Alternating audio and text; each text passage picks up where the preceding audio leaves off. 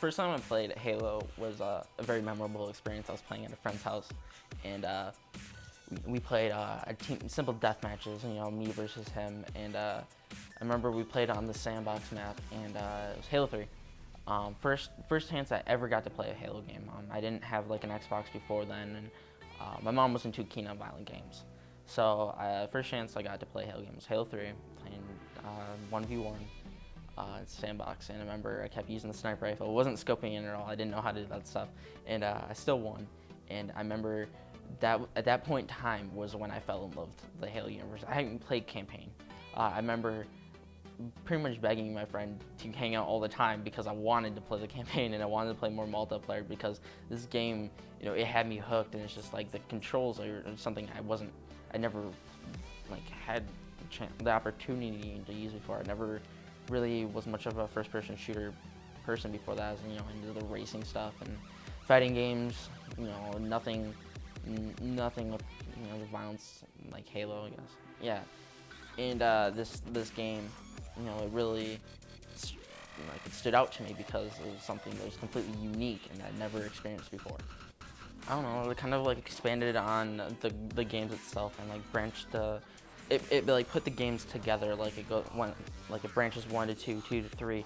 It tells all the story that happens in between it, and it expands on like what really is like an expansive universe. Like the Halo is rivaled on like the Star Wars universe because you have all these different things that are going on at the same time to like interconnect and like are really big, like impact the universe in general. Like you get like Master Chief's storyline, he like affects the entire war just by like doing a couple of things. Like he destroys like a Covenant like battle station that was about ready to like invade Earth, and he delayed the invasion of Earth for like a couple of months. I mean, while that might not be like a big deal, like in the grand scheme of things, I mean, like there's giant events like that happen throughout this book series, I guess, that really branched the game together, and it tells a story that the games can't really communicate, and it shows like I don't know, like John or Master Chief's like human side in the books, talking about like there's a specific moment in the storyline or in like the books where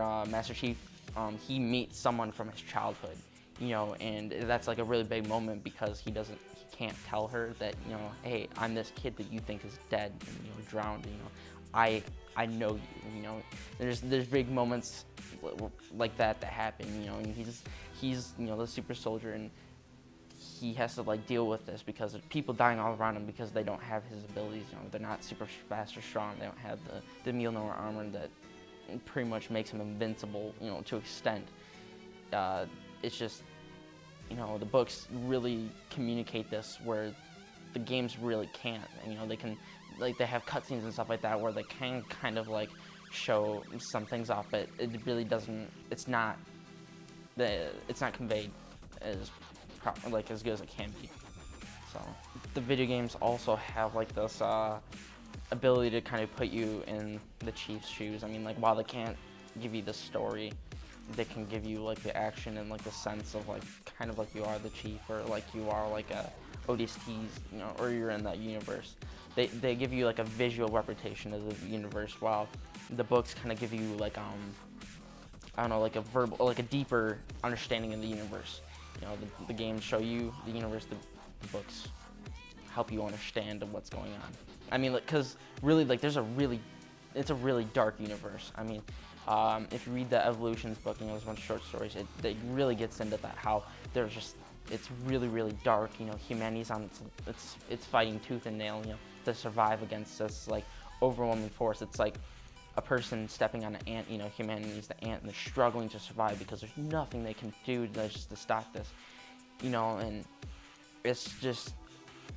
it's really hard to explain that, convey that image through video games. I mean, you can, but it's not something that can be done, like, currently, and it can give you that sense of fear that the troops have that you can get from the books, and, I don't know. I really liked 3. The missions in it were really fun. That was probably the most memorable game. After that, I'm not even sure. I mean, there's not really one game that I hold above the rest. Halo 4 was really amazing, but while as good as it was, I can't really say it's my favorite. can't really say that Reach is my favorite either. You know, I kind of like hold all these games, you know, at the same level. Not one is better or worse than the other, except for ODST. I hated ODST, but the rest of them are amazing. I mean, it's just not something that you can like compare. Like these games, it's a Halo game. You know, if you were to rate it at 1 to 10, these games don't get a 1 to 10. They get a Halo rating because they're all amazing. You can't hold one above the other.